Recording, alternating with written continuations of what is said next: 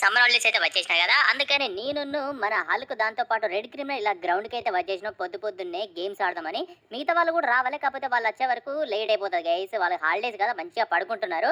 కాకపోతే నేను, హల్క్, మన రెడ్ అయితే వచ్చినాం. కమాన్ ఏం గేమ్ ఆడదాం పట్టండి. ఇంకేం గేమ్ ఆడదాం మేడం. మనం హైడ్ అండ్ సీక్ ఆడదాం పట్టు. అదే మస్తుంటది. ఛీ! ఛీ! అరేయ్! ఒరేయ్! రెడ్‌గా ఎప్పుడు చూడు హైడ్ అండ్ సీకేరా? ఊకే బోర్ కొట్టదురా వేరే ఆడదాం. వేరే గేమ్ చెప్పండి.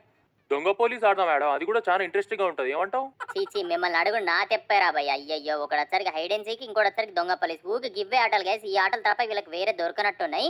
సర్లే నేనొకటి చెప్తా అదైతే ఆడదాం ఓకేనా? ట్రూత్ ఆర్ డేర్ ఆడదాం ఓకే? ఒరేయ్ పోయి ట్రూత్ ఆర్ డేర్ ఏందిరా? ఇది చాలా బోరింగ్ గేమ్ రాయడం వద్దురా బాబు.